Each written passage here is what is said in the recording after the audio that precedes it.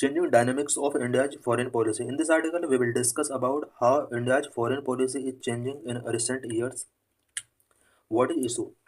2024 was full of global insecurity and shocks in the neighborhood, particularly Bangladesh. 2024 पूरा year global इंसिक्योरिटी के तौर पर देखा गया और इंडिया का एक नेबरिंग कंट्री बांग्लादेश के अंदर जो कुछ दिन पहले इंसिडेंट हुआ था उसने साउथ एशियन रीजन के ऑल कंट्रीज को कहीं ना कहीं अफेक्ट किया है.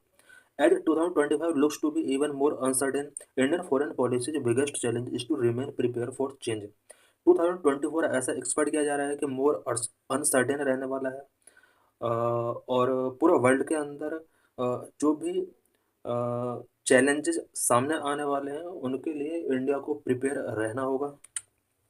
What are the high points in India's external relations. 2024 में इंडिया के जो एक्सटर्नल रिलेशंस रहे हैं उससे रिलेटेड कुछ पॉइंट्स हम यहाँ पर डिस्कस करें.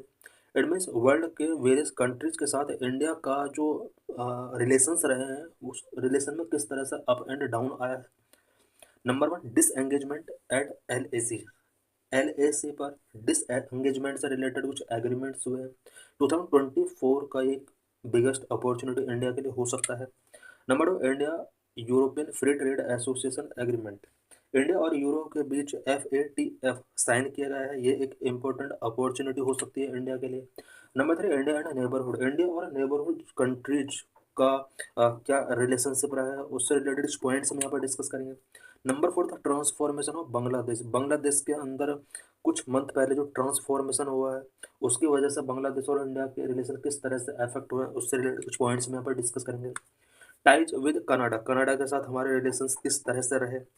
यूएस और इंडिया के रिलेशंस 2024 में किस तरह से रहे इससे रिलेटेड पॉइंट्स हम यहाँ पर डिस्कस करेंगे.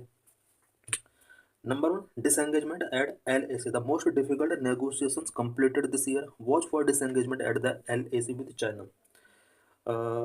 2024 में इंडिया का जो मोस्ट डिफिकल्ट नेगोशिएशन हुआ है वो चाइना के साथ LAC पर डिसएंगेजमेंट से रिलेटेड हुआ है. While restoring ties and rebuilding the trust shattered by the Chinese PLA transgression since 2020 is a more prolonged task. The first formal Modi-Xi Jinping meeting in 5 years at Kazan on the sideline of the BRICS summit in Russia was a turning point. Chinese PLA के द्वारा 2020 में जो transgressions start किए गए थे उन transgressions को specially LAC पर उस प्रॉब्लम को सॉल्व करने के लिए, ट्रस्ट को रिस्टोर करने के लिए और रिबिल्ड करने के लिए दोनों कंट्रीज की तरफ से ये इनिशिएटिव लिया गया है.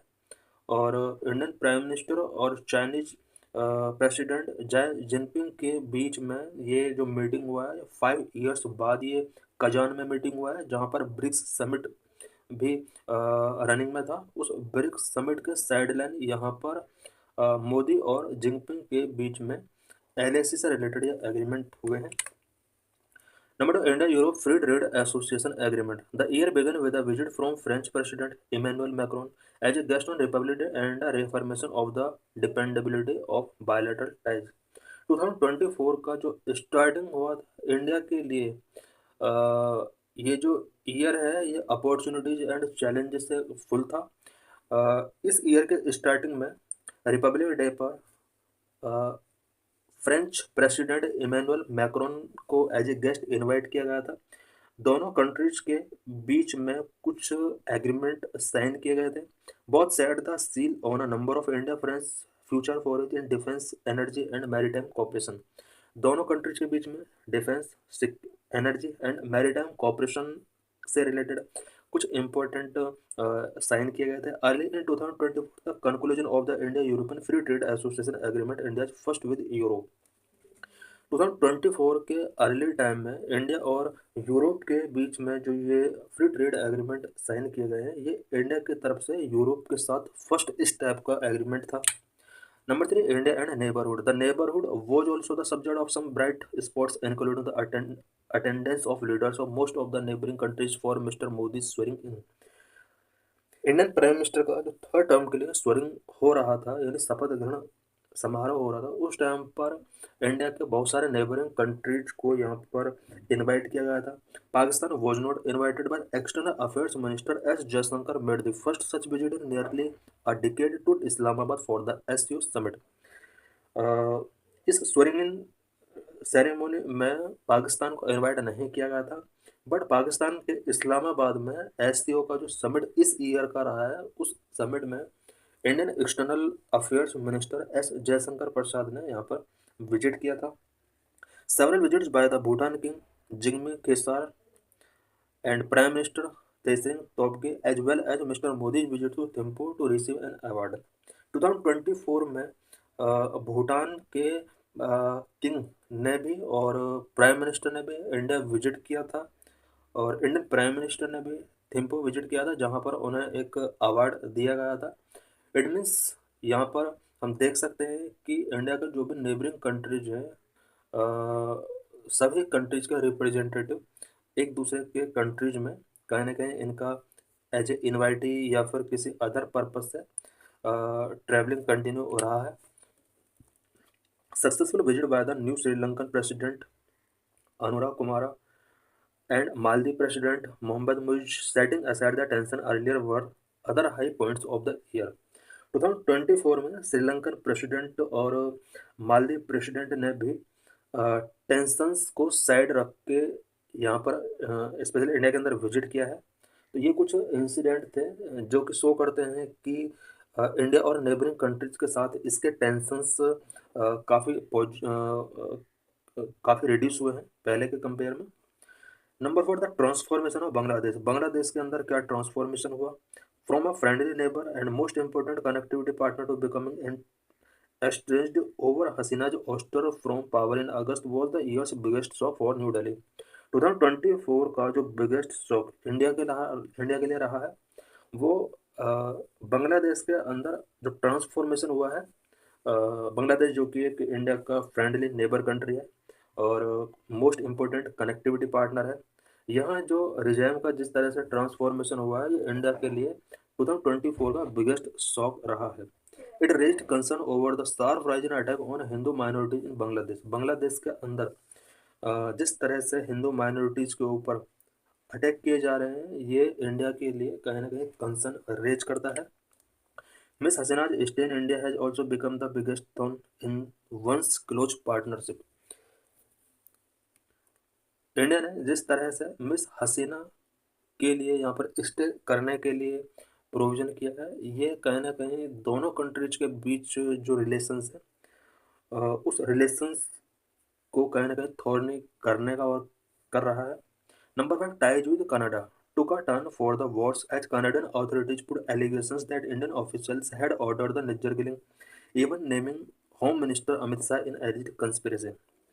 इंडिया और कनाडा के बीच में रिसेंट कुछ ईयर्स में टाइज इसलिए भी डिस्टॉर्टेड हुए हैं बिकॉज कनेडियन अथॉरिटीज़ ने इंडियन ऑफिशियल्स पर निज्जर किलिंग से रिलेटेड एलिगेशंस पुट किए हैं, और इंडिया के होम मिनिस्टर अमित शाह पर उन्होंने कंस्पिरेसी के एलिगेशंस पुट किए हैं। Number 6 India department of justice filed indictment against the Adani group and a new indictment against an Indian official for the एलिज्ड Pannun assassination plot. Indian department of justice ने Adani group के against भी कुछ indictment file किए हैं, साथ ही Pannun assassination से related कुछ Indian officials पर एलिगेशंस पुट किए हैं। इट मीन्स इंडिया और कनाडा के जो रिलेशंस हैं वो अप एंड डाउन उसमें देखा गया। 2024 के अंदर इंडिया और यूएस के रिलेशंस भी अडानी ग्रुप पर लगाए गए एलिगेशंस के बाद काफ़ी अफेक्टेड हुए हैं। The US role in South Asian neighbourhood especially with the change in Bangladesh and China's foray into Nepal and other neighborings are the continuing challenge। कुछ अभी भी चैलेंज 2025 में शो हो सकते हैं बिकॉज साउथ एशियन नेबरहुड में India का US का बहुत बड़ा रोल है। स्पेशली बांग्लादेश में जो भी सिस्टम चेंज हुआ है इसमें यूएस का बहुत बड़ा रोल है। एंड नेपाल की तरफ जिस तरह से चाइना का इंक्लिनेशन हो रहा है, या अदर नेबरिंग कंट्रीज की तरफ जिस तरह से चाइना या अदर कंट्रीज का चाइना की तरफ इंक्लिनेशन हो रहा है, ये सब कहीं ना कहीं इंडिया के लिए एक चैलेंजिंग इशू हो सकते हैं 2025 के लिए। How did Indian foreign policy navigate global conflict. 2024 में बहुत ज़्यादा हमने ग्लोबल कॉन्फ्लिक्ट्स देखे। इंडियन फॉरेन पॉलिसी किस तरह से उन ग्लोबल कॉन्फ्लिक्ट्स को डिजोल्व करने का काम करती है, किस तरह से उसने इन कॉन्फ्लिक्ट्स को हैंडल करने के लिए इनिशिएटिव्स टेकिंग किए हैं। With both the Russia Ukraine conflict and Israel's war in Gaza, India consistently put itself on the side of peace. Russia और यूक्रेन के बीच जो क्लासेस चल रहे हैं, इसराइल और फ़लस्तीन के बीच जो क्लासेस चल रहे हैं, इन दोनों क्लासेस के रिस्पेक्ट में इंडिया ने कंसिस्टेंटली पीस को फॉरवर्ड करने के लिए हमेशा इनिशिएटिव्स लिए हैं। Mister Modi visit to Russia and Ukraine within weeks of each other raise speculations that he could play mediator in future negotiations. Indian prime minister ने रसिया और यूक्रेन के बीच वॉर के ड्यूरिंग रसिया और यूक्रेन दोनों countries में about 1 week के अंदर visit किया है।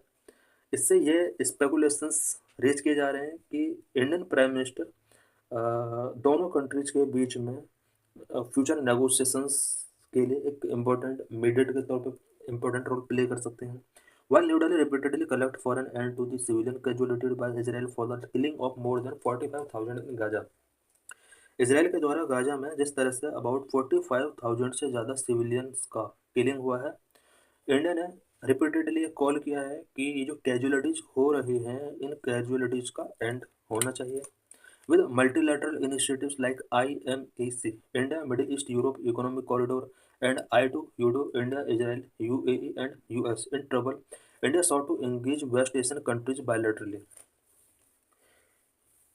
India middle east Europe economic corridor and I2U2 ये इंडिया के लिए एक इम्पोर्टेंट प्लेटफॉर्म रहे हैं और इंडिया वेस्ट एशियन कंट्रीज के साथ बायलैटरली तरीके से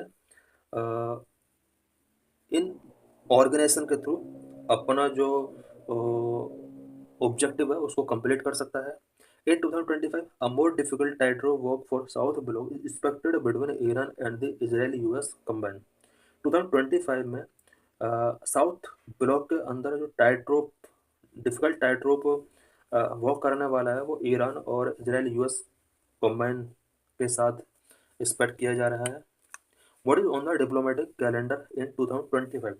2025 में डिप्लोमेटिक कैलेंडर क्या होने वाला है। Mister Jaishankar year end visit to Washington and meeting with the Trump transition team indicate that ties with the US will be a priority in 2025। Washington के लिए जिस तरह से इस ईयर के and mister Jaishankar Indian foreign advisory minister जिस तरह से यहाँ पर विजिट कर रहे हैं और ये जो विजिटिंग होगा, इनका जो मीटिंग होगा वो ट्रम्प ट्रांजिशन टीम के साथ मीटिंग हो रहा है। ये इंडिकेट कर रहा है कि 2025 में इंडिया का प्रायोरिटी US रहने वाला है। Mr. Trump is expected to visit India for the Quad Summit next year and Mr. Modi is likely to call on him in Washington before that। ऐसा एक्सपेक्ट किया जा रहा है कि 2025 में जो क्वाड का समिट इंडिया के अंदर होने वाला है मिस्टर ट्रम्प इंडिया विजिट कर सकते हैं और इसके बाद इंडियन प्राइम मिनिस्टर को भी वॉशिंगटन के लिए यहाँ पर कॉल किया जा सकता है। 2025 expected to begin with a ministerial visit from Iran, followed by US from a last moment ICET initiative on critical and emerging technology meet। ICAT का मीटिंग भी 2025 में होने वाला है और इस मीटिंग के अंदर कुछ कंट्रीज का यहाँ पर इम्पोर्टेंट इश्यूज जो भी हैं उससे रिलेटेड यहाँ पर डिस्कशंस किए जाएंगे, स्पेशली ईरान एंड US के साथ। Indonesian president will be Republic day guest.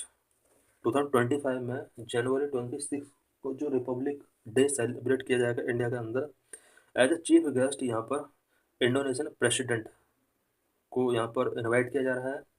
All eyes will be on Russian president Vladimir Putin visit to Delhi, his first since the war began, expected to be finalised early in 2025। 2025 के early time में ऐसा expect किया जा रहा है कि Russian president को दिल्ली के अंदर उनका विजिट होने वाला है और रशिया यूक्रेन वॉर के बाद ये पहली बार होगा जब रशियन प्रेसिडेंट इंडिया विजिट करेंगे।